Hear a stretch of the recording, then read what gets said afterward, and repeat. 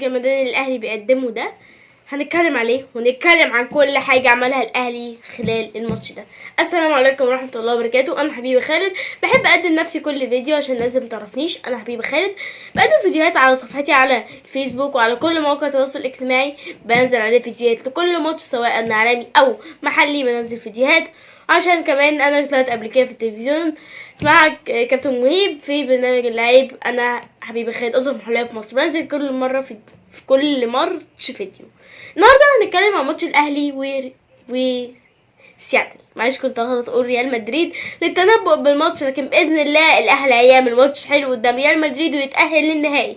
هي ممكن يبقى حلم، لكن مع اهلي ده مفيش حاجه اسمها حلم، في حاجه اسمها تحقيق احلام المشجعين دلوقتي بيحلموا للوصول للنهائي، باذن الله اللعيبه هتحقق ده لكل الجماهير المصريه.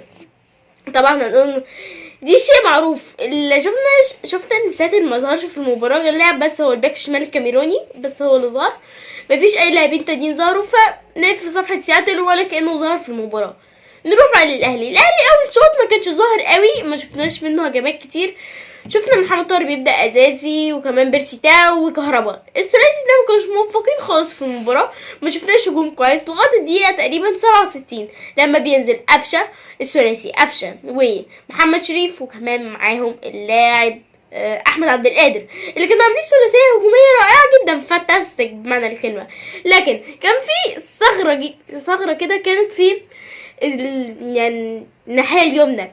شفنا بيرسي تاو ان هو دايما يخش القلب يروح شمال. في كوره كده معرفش اوقفها ازاي بطريقه غريبه جدا، خلاها تنط بدل ما يوقفها على الارض.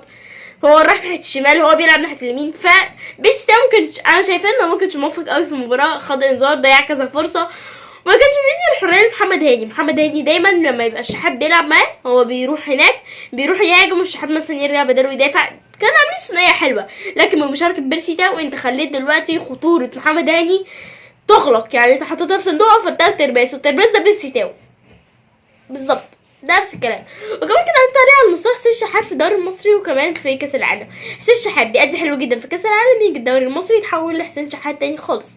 فانا من وجهه نظري انتوا عيروه لاي نادي، ولما تيجوا تلعبوا كاس عالم الانديه رجعوا والعبوا بيه، لان بجد انا شايفه ان حسين الشحات لاعب حلو جدا، لكن في المونديال فقط. في الدوري المصري مستواه بينزل.